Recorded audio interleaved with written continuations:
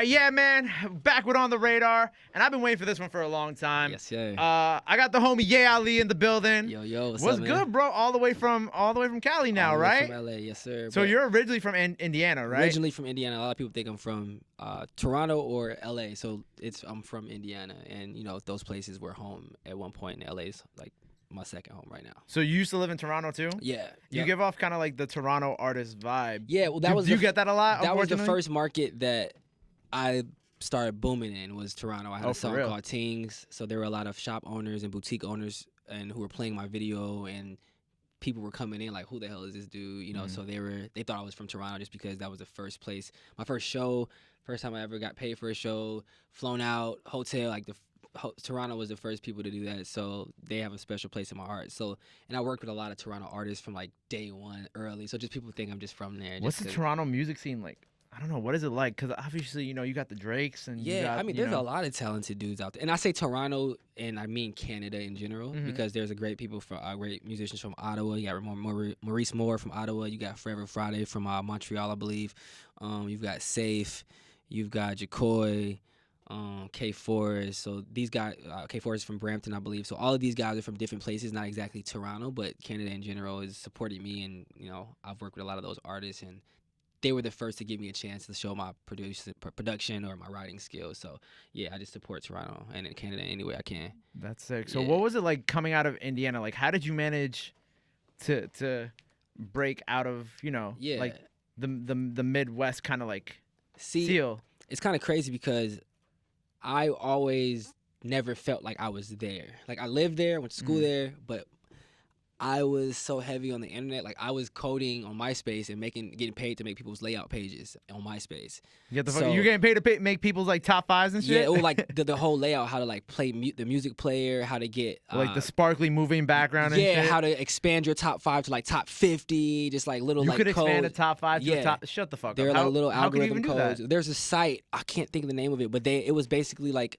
a tutorial basically for how to make MySpace layouts. And so I like copied and pasted a bunch of those, and then once you can like figure out what stuff to take out, it was so crazy. Like, I don't even know how I was doing this, but I was just kind of into it, so I wasn't even thinking about it. And that built my reputation online, was just like, oh, this is the popping kid from MySpace, and this is like high school at the time, like middle school, high school. And so then it was Facebook, and I won like most popular freshman in college, and I went to Indiana University, which is like a huge university. So I was just throwing parties, fighting.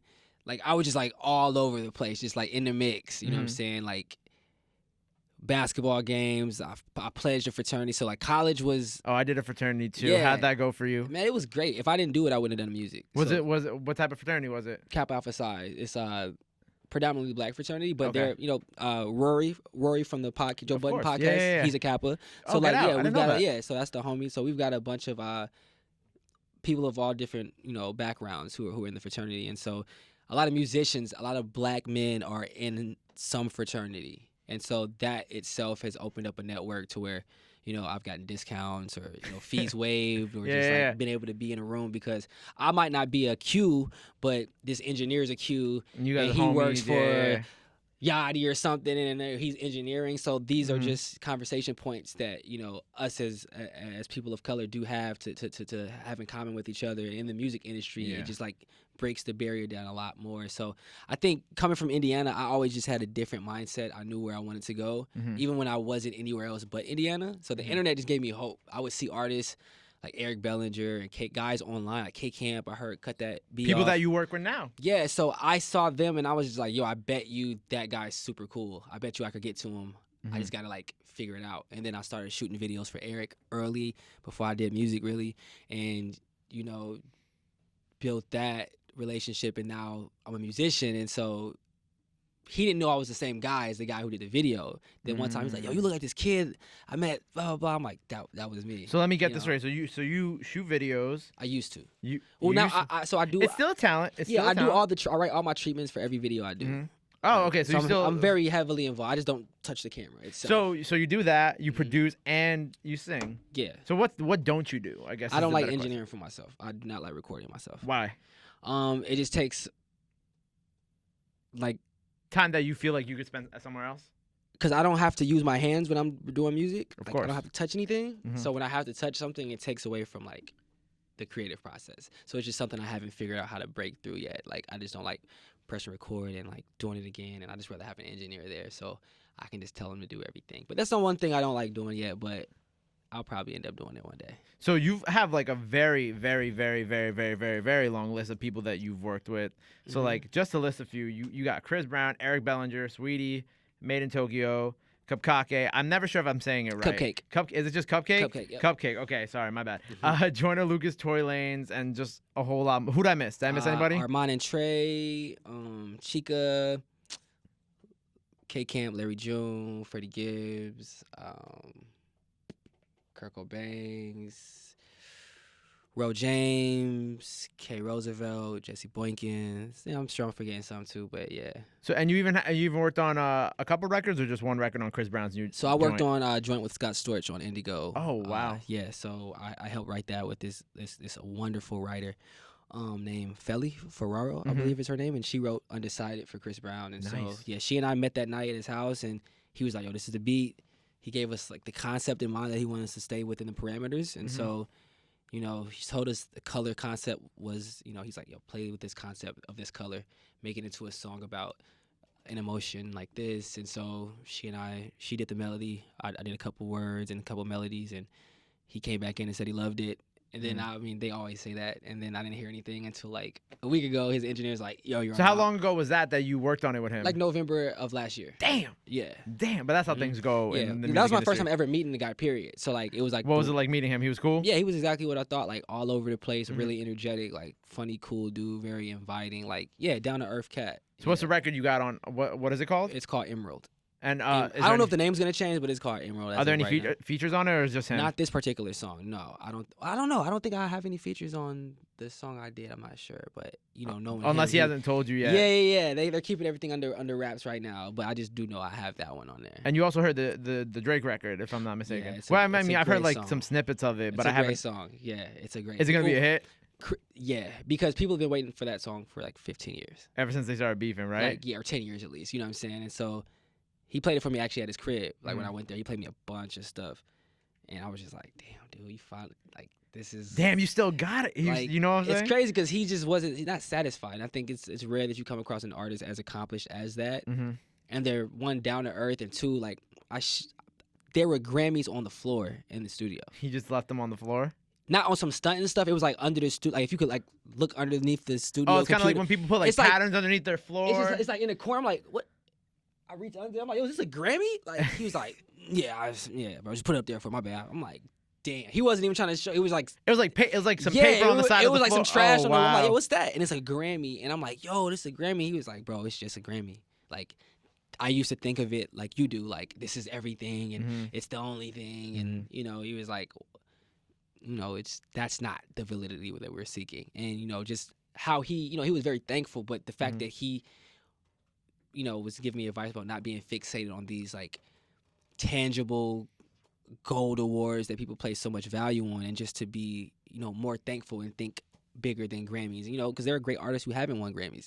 You know, Snoop Dogg, Nas, like, you know what I'm saying? So Cole. to get just focus on that, like, oh, if I don't win a Grammy, I'm not good. And so it was a great moment. I learned a lot from him, and it's definitely one of my favorite studio sessions for real. So do you still look at Grammys like that now, or did that just completely change? Oh no, your I need outlook one on it? for sure. I need some for sure. I feel him what he was talking about, but he got some, so he can say that. Yeah, like when you got like 10 of them, right, it's like you know what I'm saying? It's like I don't need that no more. I need all those, my but boy. when you don't have one, just you're like, bruh. Still need that. You just need that one Grammy. Yeah. So how was it working? Like, you know, looking up to Eric Bellinger and then kind of, you know, getting to work with him. Yeah, man. Eric's another guy. He was just super down to earth, and we never. So Eric's one of the only artists who I've ever done a song with, and he didn't put me through an extensive process getting it approved and cleared. You know, because he was with Atlantic, and you know, so most artists I do work with are with the label, but. It's as simple as you hitting the label like, yo, waive the fee, clear, it's good. Because I've had artists like, yo, we're good. Like, I just emailed my people, CC'd on the email, we're good. So I've had some artists who it's way more extensive than that. And then I'm like, dude, like, come on, bro. You could have told me that before I did the song with you, so I could have just kept it for myself. And so like, it kind of put me off of collaborating with people like at one point in my career. But with Eric, he was the same way the entire time. Like when he knew me as a camera guy, he didn't treat me. He talked to me as much as he does now. You know, like just a normal, like, you know, it was no barrier between us. Yeah. You know, and so I think it's tough for people because, you know, sometimes I don't know what happens when you get big like that, but you know, I think sometimes people forget that people are just people. Yeah, you know and I understand from his point to where you got to be more guarded though, like to where you can't be as inviting as you used to be when you were on the come up. Because you know who's trying to you got more to lose. You don't know who's looking for what from you, what relationships people are looking to garner just to get. So I do understand when artists are like that, and I don't take offense to it because sometimes I'm more guarded. I'm like, yo, talk to my lawyer, like don't, you know what I mean? So it just depends on the vibe you're giving me. But Eric, you know, day one he was just solid with me. He helped me with my writing process. You know, my first time in the studio with him, he showed me that, you know, I don't have to use real words in the studio. I can mumble melodies, then listen back to it and write it. So he did that for the song we had called Big Body Bands. He essentially wrote the whole record with the melody, and he was like, "You got some words for it?" And he handed me a pen and paper, and I hadn't written on pen and paper in a long time. Right. And so I just wrote to the melody, and I was like, yo, this is so fast and easy. He was like, yeah, I do the melody, you do the words. Or if you feel the melody, you do it and I do the words. And I was like, oh, So he kind of helped jumpstart my writing process. And for people like that, I just appreciate guys like that. That's dope that he actually, like, you know, helped you do it. And some guys want to hide the secrets and like their process. But if you really got it, like he does, like he's written for the best. Right. You know, like of course. Grammy winning. Hits on hits on hits. Yeah. So I feel like when you're that secure as a man, you don't really have to... There's nothing to hide. There's nothing to hide. Like your crib's paid for. You're very wealthy. You're successful.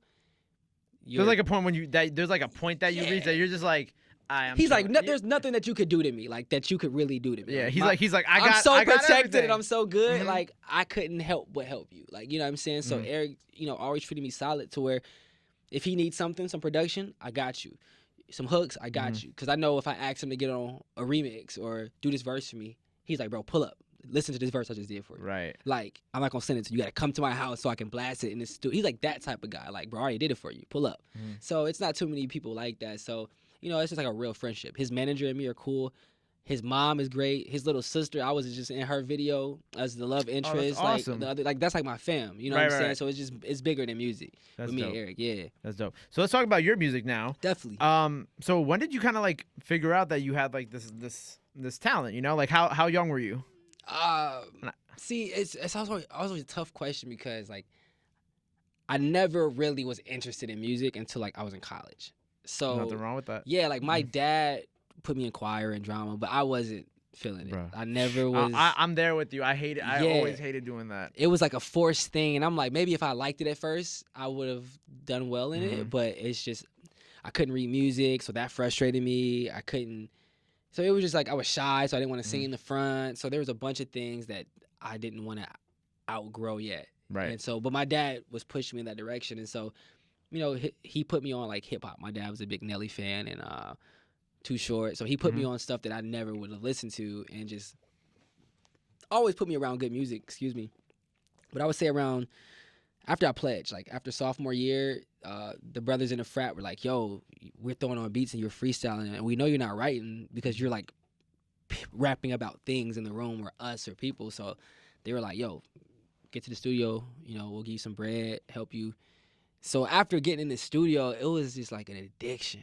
I blew so much money in the studio. Like, I'm telling you. You blew through your whole college tuition? I just didn't mind. My dad knew what I was on, so he's like, you need money to eat? I'm like, yeah. Whatever he sent me, I'm going to the studio with. Wow. I'll steal some food if I had to. You know what I'm saying? I was just on a different type of time. Every dollar I got at a certain point in school was music, recording.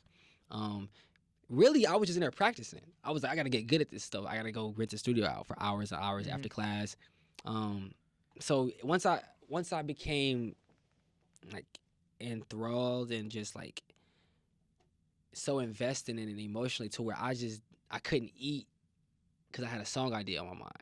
I couldn't go hoop. I couldn't go hang out with friends. I'm like, bro, I got this idea. I got to go smoke this blunt and turn this beat up and like go to my dorm room. So once it became an addiction, and that was the first time in my life I had ever like stopped like doing something. I stopped partying. I stopped drinking.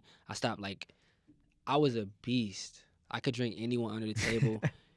Drugs, lean. Like I was just on all type of shit because I didn't really have anything to like strive for. You know, right, like I was just going through the motions. You know, so once I found music and found something that I finally liked, because up until that point, I literally didn't like anything. I didn't want to grow up and be anything in particular. Like, there was You was just chilling. I was just chilling.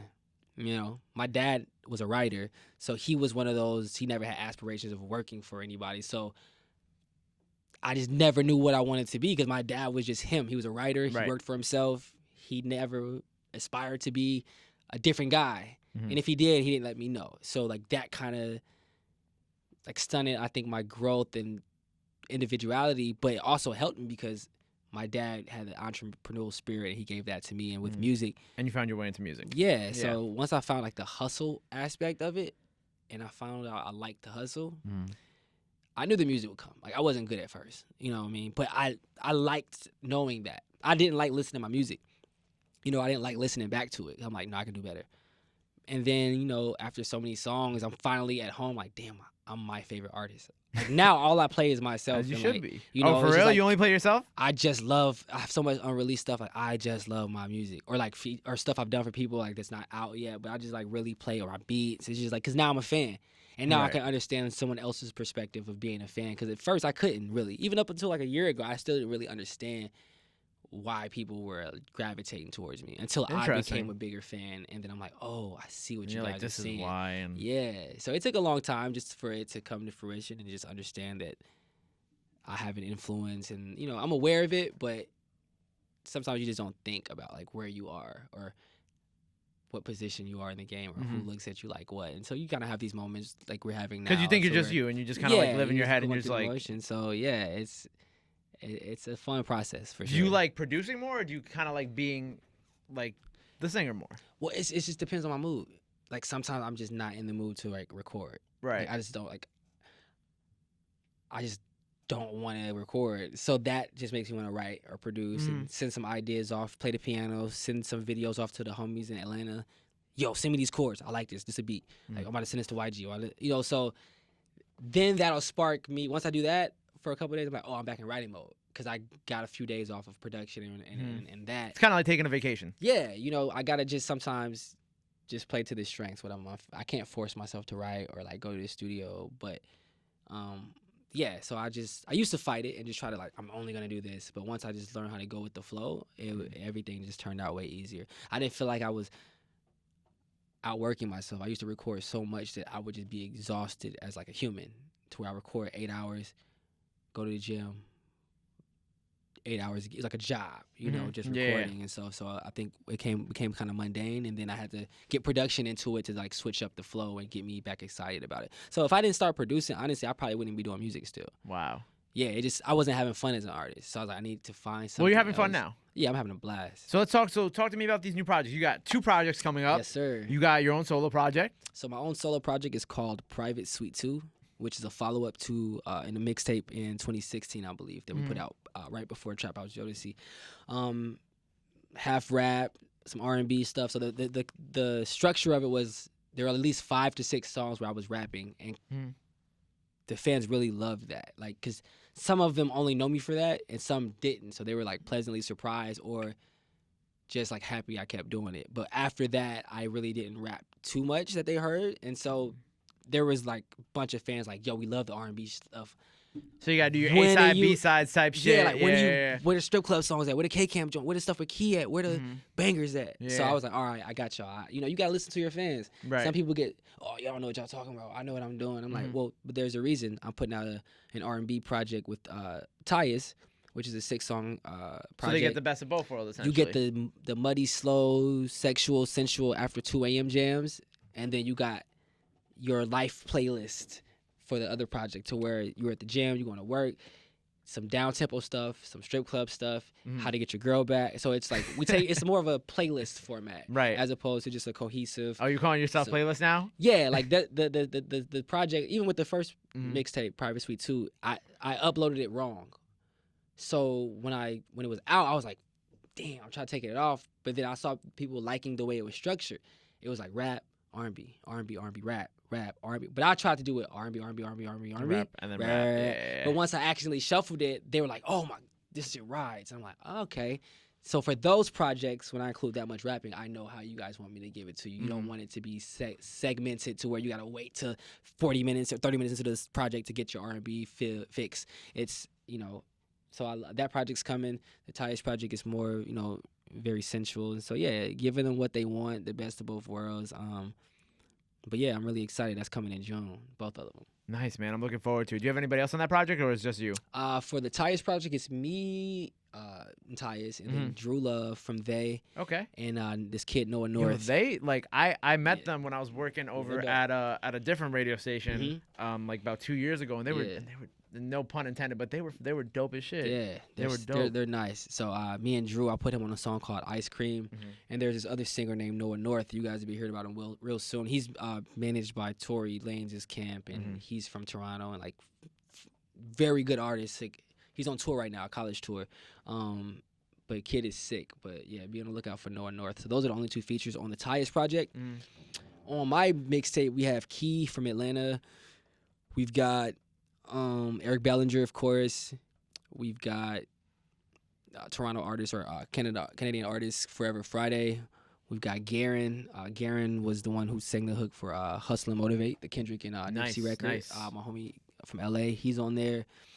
And yeah, I got some people you guys haven't heard of that you guys are gonna really want to just. I always work with who's next, and then when people are like, oh, Ye was like the first guy I seen with that guy next to his name.